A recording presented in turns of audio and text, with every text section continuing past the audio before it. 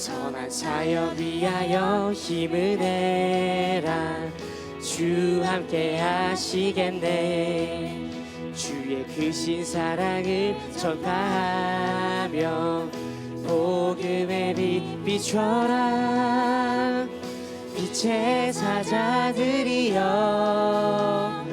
복음의 빛 비춰라. 죄로 어두운 밤 밝게 비춰라. 빛의 사자들이여.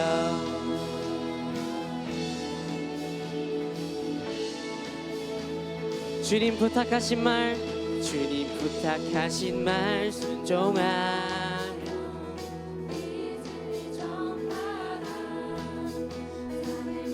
물 건너 힘을 다해 복음의 빛. 동서남북 어디나 땅끝까지 주님만 의지하고 두어 못 보는 백성에게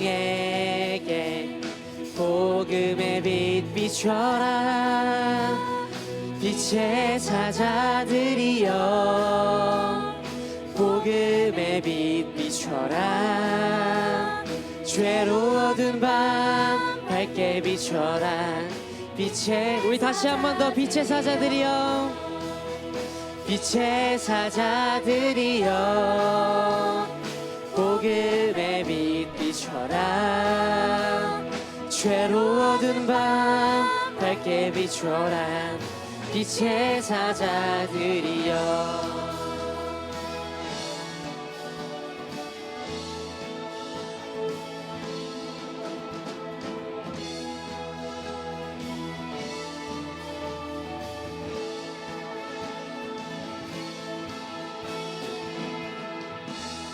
아멘. 우리 주님께 영광의 박수 돌립시다.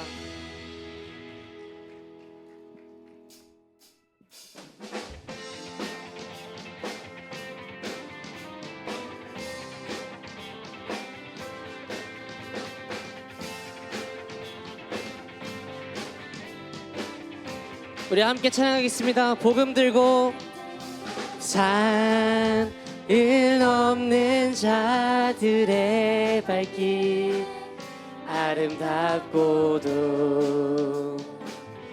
아름답도다. 평화 전하며 복된 소식을 외치네. 주 다스. 우리 처음부터 함께 찬양하겠습니다. 복음 들고 산을 넘는 자들의 발길 아름답도다. 평화 전하며 복된 소식을 외치네. 주 다스리시네. 주 다스리시네. 주 다스리시네.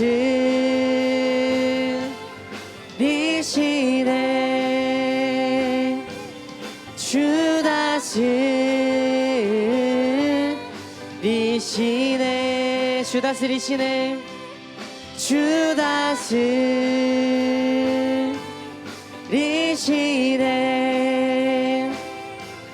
주 다스리시네.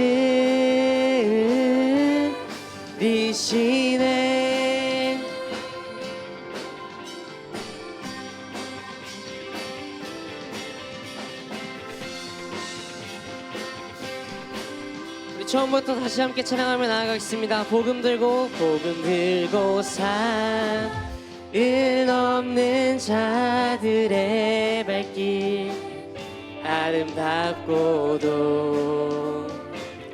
아름답도다. 평화 전하며 복된 소식을 외치네. 주 다스리시네.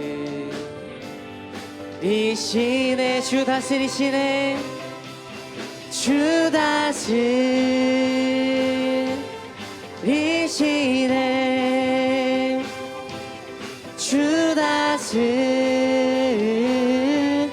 다스리시네. 한 번 더 주 다스리시네. 주 다스리시네.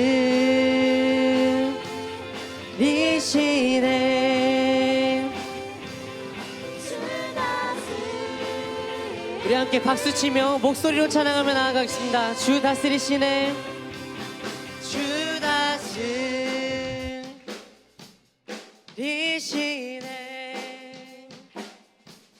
주 우리 다 함께 주 다스리시네. 주 다스리시네.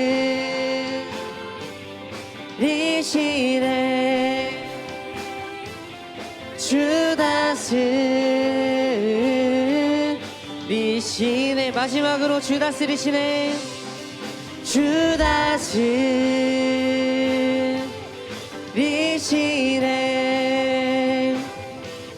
주 다스리시네.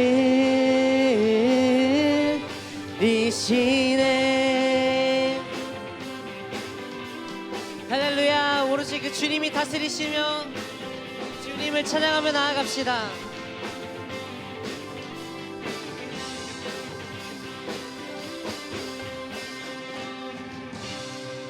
아멘.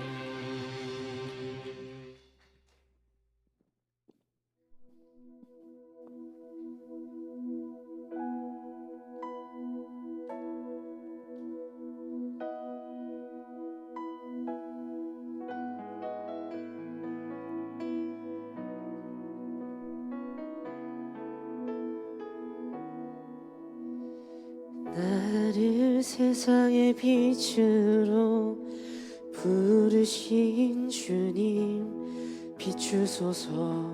나도 주님의 빛을 비추리라. 나를 세상의 빛으로 부르신 주님 비추소서. 나도 주님의 빛을 비추리라. 어둠을 밝히는 빛, 온 세상을 비추는 빛, 산 위에 마을이 숨기지 못하네. 어둠을 밝히는 빛, 온 세상을 비추는 빛, 산 위에 마을이 숨기지 못하네. 우리 함께 찬양하겠습니다. 나를 세상의 빛으로, 나를 세상의 빛으로 부르신 주님 비추소서. 나도 주님의 빛을 비추리라. 나를 세상의 빛으로, 나를 세상의 빛으로 부르신 주님 비추소서. 나도 주님의 빛을 비추. 우리 다시 한 번 더 찬양하겠습니다. 나를 세상의 빛으로, 나를 세상의 빛으로 부르신 주님 비추소서. 나도 주님의 빛을 비추리라. 나를 세상의 빛으로, 나를 세상의 빛으로 부르신 주님 비추소서. 나도 주님의 빛을 비추리라.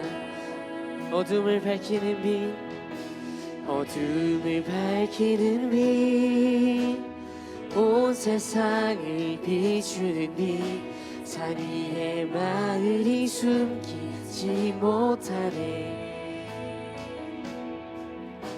어둠을 밝히는 빛, 온 세상을 비추는 빛, 산 위에 마을이 숨기지 못하네.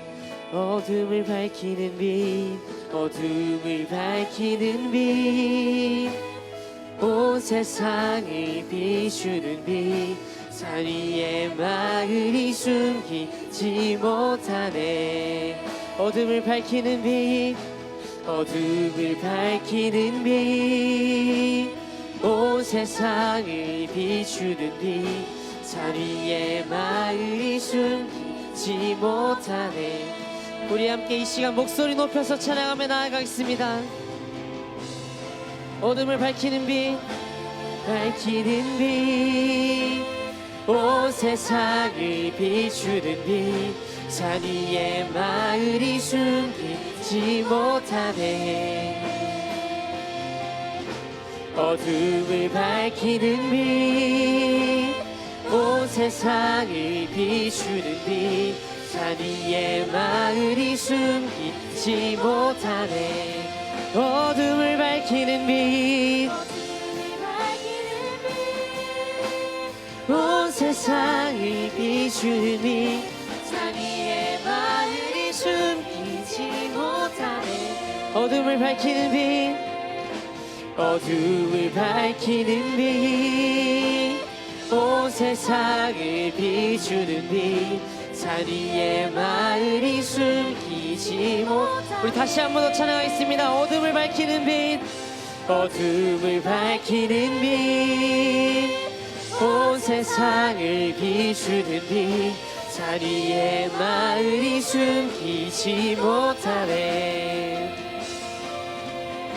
어둠을 밝히는 빛 온 세상을 비추는 빛 산 위에 마을이 숨기지 못하네.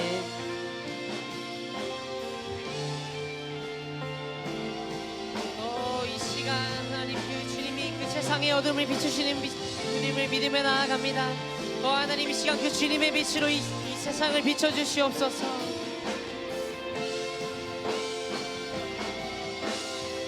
하나님 이 어두운 세상을 그 주님의 빛으로 비춰주시옵소서.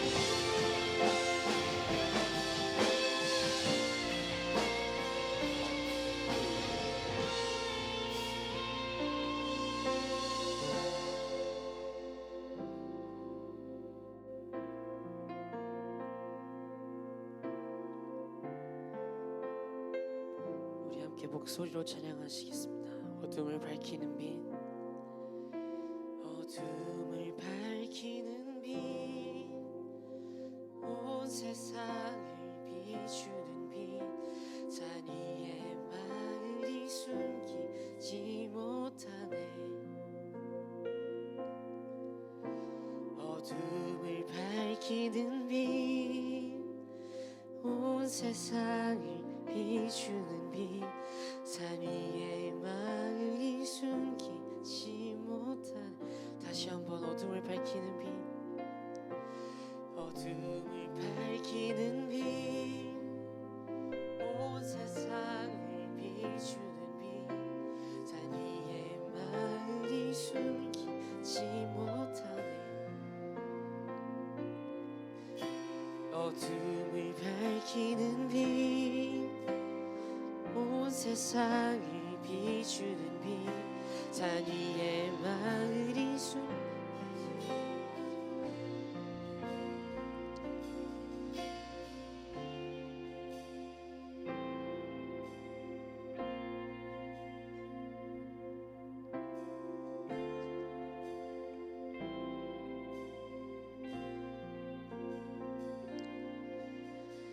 나를 세상의 빛으로 부르신 주님 비추소서. 나도 주님의 빛을 비추리라. 나를 세상의 빛으로 부르신 주님 비추소서. 나도 주님의. 우리 마지막으로 어둠을 밝히는 빛 어둠을 밝히는 빛 온 세상을 비추는 빛 산 위에 마을이 숨기지 못하네. 어둠을 밝히는 빛 어둠을 밝히는 빛 온 세상을 비추는 빛 산 위에 마을이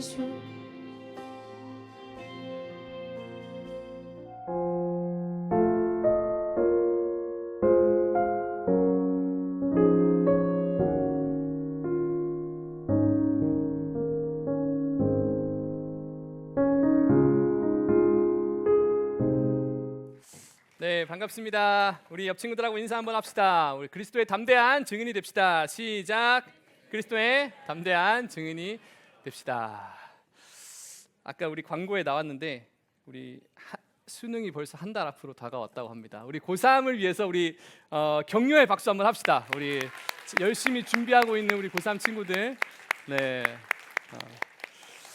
한 달 앞으로 다가왔습니다. 로그인 달력 준비되어 있으니까 우리 고3 친구들은 나갈 때 받아가시기 바랍니다. 혹시나 고3이 아닌데 수능을 준비하고 있다 하는 친구들 있죠? 아니면 혹시 선생님들 중에서나 가져가셔도 되겠습니다. 여기 앞에 준비되어져 있으니까 여분이 많이 있으니까 나는 수능을 준비하고 있다 하는 우리 수험생들이 있으면은 받아가시면 되겠습니다. 우리 10월 한 달 동안 선교라는 주제로 이제 말씀을 나누고 있습니다. 여러분 한번 손을 한번 들어볼까요? 나는 선교를 해봤다. 나는 선교해봤다 하는 친구 손 한번 들어볼까요? 나는 선교를 해봤다. 네, 선교. 나는 이 정도면 선교라고 할 수 있지 않나? 선교해봤다. 네, 많지는 않은 것 같아요. 네, 좋습니다. 손 내려주시고 어떤 여러분이 기준에서 나는 선교를 해봤고 나는 선교를 아직 못했다라고 생각할까요? 뭐 아울리치 뭐 이런 거 생각할 수 있겠죠, 그죠? 나는 뭐 전도 여행 가봤다, 뭐 아울리치 가봤다, 뭐 이런 거 하면은 나는 선교해봤어라고 생각할 수 있겠고, 아직 나는 그 정도에 참여해본 적은 없는 것 같아라고 하면은 아직 나는 선교를 안 해본 것 같다 이렇게 또 생각해볼 수 있을 것 같습니다. 지난주에 우리 이재훈 위임 목사님의 설교를 들었었죠. 거기서 나왔던 이번 로잔 대회를 통해서 다루어진 아주 중요한 선교 포인트. 이 로잔 대회는 정기적으로 열리는 게 아니고 이 복음 전도에 있어서 또 복음을 적용함에 있어서 새로운 전환점이 있을 때 그때 이제 열린다라고 했습니다. 근데 이번 로잔의 가장 중요한 그 복음의 적용 포인트가 뭐였냐면요, 다중심적 선교였습니다. 다중심적 선교, 폴리센트릭 미션. 이제 중심이 어떤 곳에서 시작돼서 어떤 곳으로 이동하는 그런 형태가 아니고 그냥 중심이 여러 곳이라는 거예요. 그냥 모든 곳에서 이제 선교가 시작된다. 이전에는 이제 서양에서 동양으로라든지 아니면은 뭐 남반구를 향해서 간다든지 뭐 40창이라고도 하죠. 이제 그 미전도 종족이 많은 이제 그런 지역으로 간다든지 그런 식으로 이제 복음화가 되지 않은 그 곳으로 가는 것이 선교라고 생각되어졌지만 이제는 어디든지 선교의 중심지다. 다중심적으로 선교의 중심지며 모든 사람들이 모든 곳으로 가야 한다라고 하면서 이 로잔의 이번에 슬로건이 From everyone to everywhere이라고 얘기를 했습니다. 모든 사람으로부터 이제 모든 곳으로 가야 된다라고 얘기를 하고 있는 것이죠. 이것이 이전의 선교의 복음의 적용의 패러다임에서 지금 이제 새로운 국면으로 접어드는 아주 중요한 포인트다라고 이번 로잔과 또 지난주에 설교에서 그렇게 얘기를 했습니다. 그렇게 이제 하나님의 선교는 모두가 동참해야 되는 것이고 모두가 하나님의 인도하심에 따라서 이제는 선교사가 되어야 하겠습니다. 우리 온누리 교회의 비전은 선교이고 마찬가지로 우리 파워웨이브 여러분들의 비전 역시 선교가 되어야 하겠습니다. 그렇기에 이제 아까 전에 우리가 손을 들었죠. 이제는 이제 모두가 손을 들어야 합니다. 이제 누가 선교사로 헌신하겠습니까? 라고 하면 이전에는 나는 저기 일본을 갈 수 있어, 중국을 갈 수 있어, 북한을 갈 수 있어. 이제 그런 각오가 된 사람들이 이렇게 손을 드는 형식이었지만 이제는 우리 모두가 손을 들어야 합니다. 우리 모두가 선교사고 우리 모두로부터 모든 곳으로 가는 것이 이 선교의 전환점이 되겠습니다.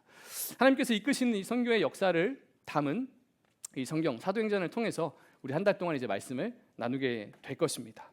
안디옥 교회에서 기도하고 이제 성령의 인도하심에 따라서 바나바와 바울을 이제 이방인을 위한 선교사로 보내게 됩니다.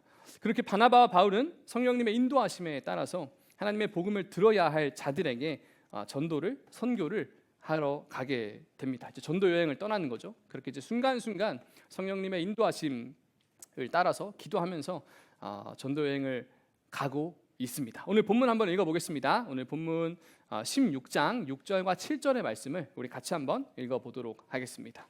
같이 한번 읽겠습니다. 시작. 성령께서 아시아 지방에 말씀 전하는 것을 막으셨기 때문에 바울과 그 일행은 부르기아와 갈라디아 지방을 거쳐 무시아 지방 가까이 이르러 비두니아로 돌아가려고 했습니다. 그러나 예수의 영이 허락하지 않으셨습니다. 아멘. 여기서 조금 이상한 포인트가 등장합니다. 바울 일행은 전도를 하러 갔거든요. 선교를 하러 갔어요. 근데 성령께서 막으시는 장면이 등장합니다. 예수의 영이 그곳으로 가기를 허락하지 않으셨다라는 장면이 등장합니다. 어떤 이유에서인지 모르겠지만 바울은 기도하고 성령님의 인도하심을 따라서 하루하루 살아가고 있었어요. 그리고 전도 여행을 가고 있었는데 이쪽 지역으로 가려고 하는데 성령이, 예수님의 영이 이곳을 가지 못하게 막는 이런 경험을 하게 됩니다. 어떻게 막으셨는지 정확하게 나와 있지는 않습니다. 그러나 여러 가지 방향으로 우리가 생각해 볼 수 있겠죠. 어쩌면 환경이 막혔을 수도 있습니다. 뭐 그곳으로 가야 하는 길이 막혔거나, 뭐 전쟁이 났거나, 뭐 싸움이 났거나, 돈이 없거나, 뭐 사람이 붙여지지 않았거나, 여러 가지 환경을 통해서 그곳으로 못 가게 막혔을 수도 있습니다. 또는 아니면은 어떤 감동이나 어떤 음성이나 어떤 그런 것들을 통해서 하나님의 말씀 계시를 통해서 또 이곳으로 가지 말라라는 어떤 그런 응답을 받았을 수도 있습니다. 바울은 계획을 세웠거든요. 바울이 또 굉장히 똑똑한 사람이지 않습니까? 그래서 그 비두니아 지역으로 가려고 계획을 세웠는데 그곳이 하나님의 계획과 뭔가 맞지 않아서 그 길이 막힐 때가 있다라는 것입니다. 내 생각에는 그곳으로 가는 것이 내가 합리적으로, 이성적으로 생각했을 때 맞고 이곳을 통해서 하나님께 영광을 돌릴 수 있겠다라고 생각하고 계획을 세웠는데 그 길이 막힐 때가 있다는 거예요.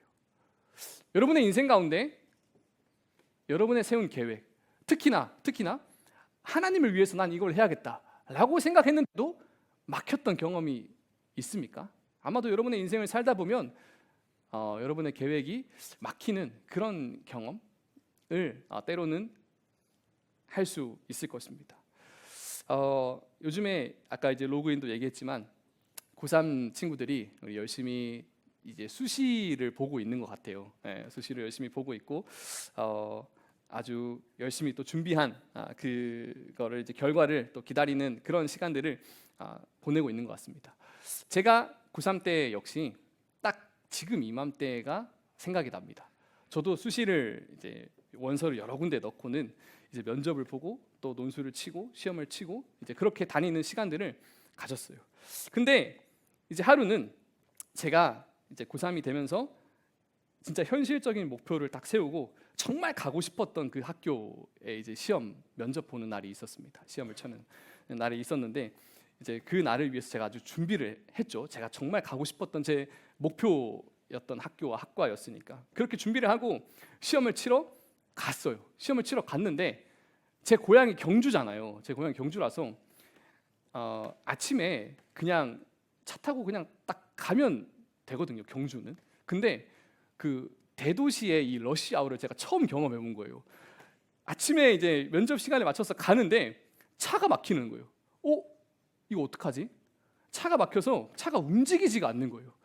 큰일 났다. 그래서 저는 그런 경험을 해본 적이 없으니까 미리 생각도 못하고 이거 어떡하지 하면서 아버지가 태워주셨거든요. 아버지가 태워주셨는데 아버지가 막 이제 그 동네 사는 친구한테 전화해가지고 이거 어떻게 된 거냐, 어디 빨리 가는 길은 없냐, 뭐 어떻게 할 수 있겠냐, 뭐 퀵을 알아보기도 하고 막 여러 가지 방법으로 면접을 제가 정말 가고 싶어 했던 학교라는 걸 아니까 부모님께서도 그래서 막 도와주려고 하는데 차는 움직이지도 않고 막막한 상황이었습니다. 그때 안 되겠다 싶어서 아직 한참 남았는데 제가 그냥 차에서 내려서 뛰어가기 시작했습니다. 차에서 내려서 그 8차선 도로에 이렇게 차가 꽉 막혀 있는데 뭐 어떻게든 해봐야겠다 싶어서 그냥 그 자리에서 그 도로 한중간에 문을 박차고 나와서 제가 막 뛰기 시작했습니다. 막 뛰니까 저에게 이제 용기를 얻었는지 제 뒷차에서도 막 사람들이 막 뛰어서 내리는 거예요.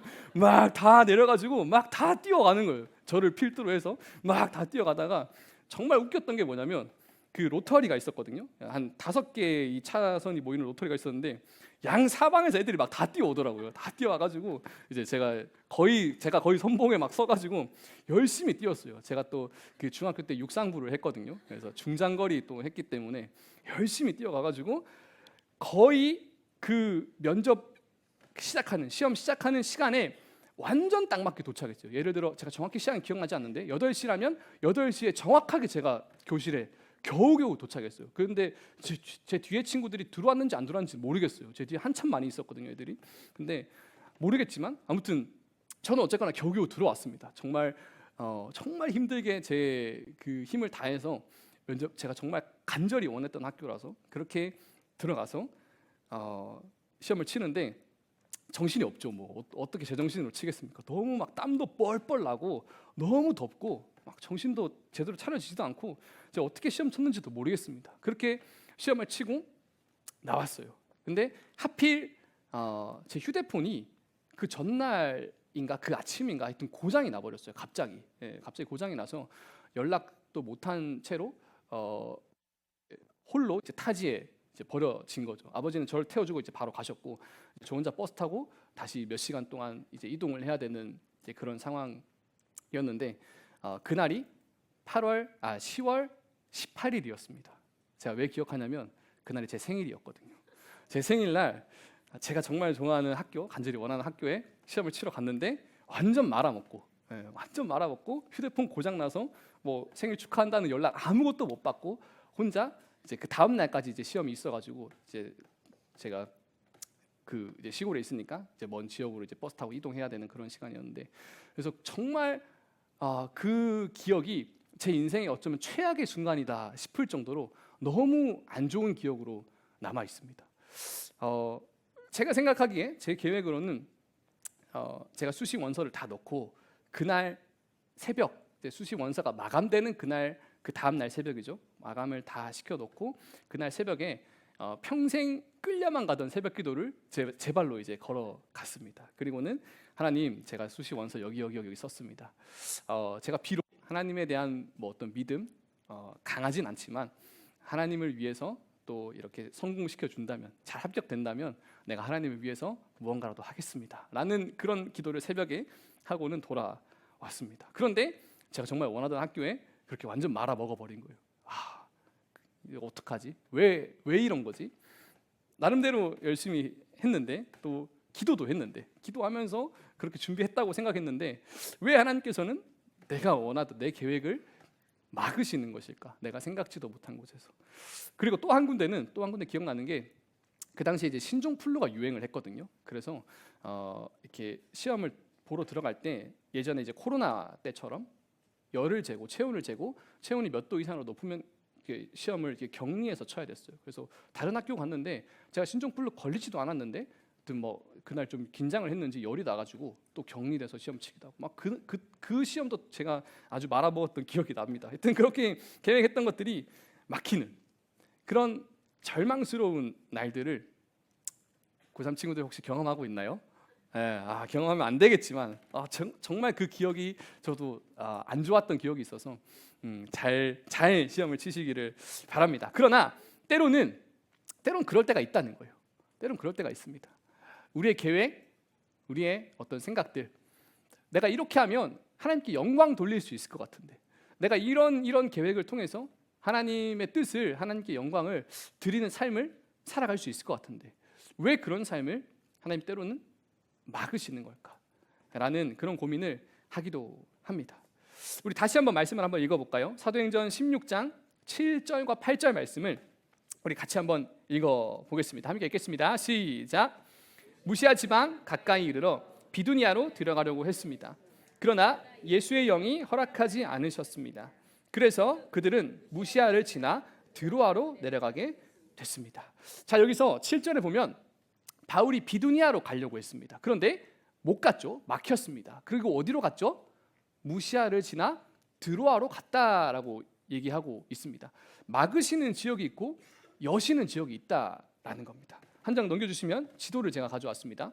비두니아가 어디냐면요, 저기 빨간 동그라미 친 곳이에요. 이제 바울의 2차 전도 여행의 지도거든요. 2차 전도 여행인데 안디옥에서 출발을 합니다. 그리고 길리기아, 갈라디아 하면서 1차 전도 여행을 했던 지역을 다시 한번 쭉 방문을 합니다. 그러면서 이제 비시디아 안디옥까지 갔고 에베소로 가려다가 이제 비두니아 비두니아가 이제 저렇게 지역명이 크게 나와 있는 것처럼 그 당시에는 아주 넓고 또 유력한 도시였던 것 같습니다. 그래서 그곳으로 가면 이제 아시아 지방, 여기 이제 지금의 튀르키예죠. 아시아 지방에 복음이 잘 전달될 것 같은 거예요. 이제는 여기로 가는 게 맞는 것 같아 보이는 거예요.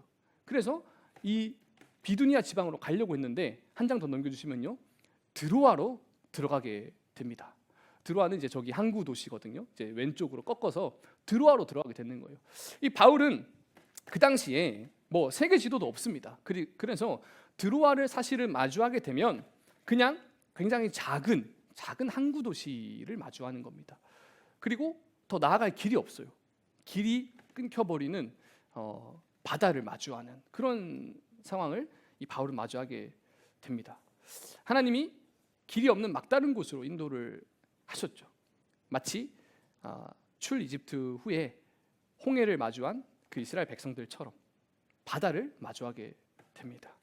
그러나 바울은 이제 이곳에서 하나님의 인도하심을 또 놀랍게 경험하게 됩니다. 우리 말씀을 한번 읽어보겠습니다. 다음 절 우리 9절과 10절 말씀도 우리 같이 한번 읽어보겠습니다. 사도행전 16장 9절 10절 함께 읽겠습니다. 시작.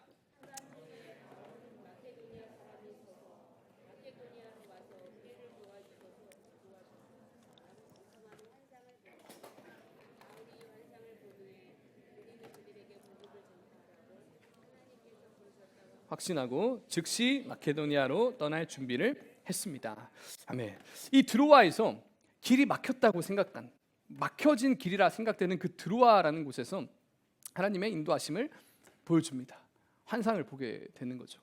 그리고 그 건너편에 있는, 보이지 않는 그 바다 건너편에 있는 마케도니아 사람들의 환상을 보게 되면서 그 바다를 건너와서 우리를 도와주십시오라는 그러한 환상을 보게 됩니다. 바다를 건너와서 우리를 도와주십시오. 그래서 이 바울은 그 막힌 그 바닷길을 배를 타고 이제 이동을 하는 거죠. 건너가서 마케도니아로 첫 발을 내딛는, 이 유럽으로, 이제 아시아를 넘어서 유럽으로 이 복음이 전파되게 되는 그 새로운 국면을, 새로운 인도하심을 이 바울은 경험하게 됩니다. 이를 통해서 우리가 알 수 있는 것은 하나님의 막으심, 하나님의 막으심은 또 다른 여심이다라는 것을 우리가 알 수 있습니다. 하나님께서 무언가를 막으신다는 것은 하나님께서 다른 곳으로 인도하시는 계획이 있다는 거예요. 하나님께서 우리를 막으신다는 것은 우리의 계획의 부족함을 하나님께서 수정해 주신다는 겁니다. 하나님께서 막으신다는 것은 우리의 계획이 아니라 하나님의 계획 가운데로 우리를 인도한다라는 것을 우리는 알 수 있습니다. 그렇게 하나님께서 막으신다는 것은 우리에게 굉장히 감사한 일이자 기쁜 일이라는 거예요. 우리의 계획이 아니라 하나님의 계획 가운데로, 야, 너 계획 좀 부족한 부분이 있는 것 같다, 나의 계획으로 돌아와라 하고 딱 막으시는 하나님의 막으심은 또 다른 여심으로 우리는 받아들일 수 있어야 하겠습니다. 그렇다면 한 가지 여러분에게 포인트를 또 얘기하고 싶은 것이 있는데요. 바울은 하나님의 막으심과 여심을 어떻게 알 수 있었을까? 사실 그게 굉장히 중요하잖아요, 그죠? 무엇이 하나님이 막으시는 거고 무엇이 하나님이 여시는 걸까? 그래서 우리가 무엇을 따라가야 할까라는 것이 중요합니다. 예전에 제가 캠프 때였던 것 같은데요, 하나님의 뜻을 분별하는 4가지 단계를 제가 말씀드린 것 같은데 혹시 기억하시나요? 하나님의 뜻을 분별하기 위해서 2단계를 사용하십시오라고 했는데 혹시 한 가지라도 기억하는 친구? 이거 벌써 띄워줬구나. 네, 참, 네, 그 말씀, 그리고 기도, 이성과 양심, 그리고 공동체를 통해서 하나님의 뜻을 분별하라라고 얘기했습니다. 조금 더 구체적으로 한번 얘기해 볼게요. 우리가 하나님의 인도하심을 기도하잖아요, 그죠? 구하잖아요. 마음으로 하나님 저의 삶을 인도해 주세요라고 구합니다. 그런데 그래 놓고는 마음대로 그냥 내가 하고 싶은 대로 살아간다면 하나님의 인도하심에 순간순간에 관심이 없는 채로 그냥 내가 원하는 대로 살아간다면 하나님께서 알려줘도 막으셔도 이게 하나님의 막으심인지 모른 채로 그냥 내 계획대로 살아가 버릴 수가 있단 말이에요. 그렇기 때문에 하나님의 막으심, 하나님의 여심, 인도하심을 우리가 분별해야 합니다. 그런데 그 분별할 수 있는 방법이 무엇이냐면 오늘 바울이 경험했던 것처럼 말씀과 기도, 조금 더 구체적으로 말하자면 하나님의 계시입니다. 하나님의 계시. 하나님의 계시를 통해서 말씀을 생각나게 하실 수 있습니다. 어떠한 말씀들을 생각나게 하실 수 있어요. 제가 처음 이 전도사로서 또 교육자로서 목회자로서 부르심을 받았을 때 고민을 많이 했습니다. 정말 이것이 하나님의 뜻이 맞습니까? 이거 아무나 할 수 있는 거 아닌데 이거 정말 하나님의 뜻이 맞습니까? 저 같은 사람이 해도 되는 겁니까? 라고 기도를 하는 기간을 가졌습니다. 그리고 하나님, 내가 너무 우둔하니 말씀으로 알려주십시오. 말씀으로 깨닫게 해주십시오 하면서 기도했던 적이 있었어요. 그리고 사람을 통해서 알려주십시오. 사람을 통해서 알려주십시오 라고 기도했던 적이 있었습니다. 그때 저에게 주신 말씀이 그 베드로전서 2장 3절 말씀이었습니다. 맛보았으면 그리하라. 맛보았으면 그리하라 라는 말씀을 주시면서 하나님께서 정말 이렇게 이끌어 가시기를 원하는구나, 내가 이 길을 가기를 원하시는구나 라고 하면서 이 말씀을 볼 때 그곳에서 마치 나에게 음성이 들리는 것처럼, 막 빛이 나는 것처럼 그렇게 깨달아지는 말씀을 통해서 우리에게 알려주시기도 합니다.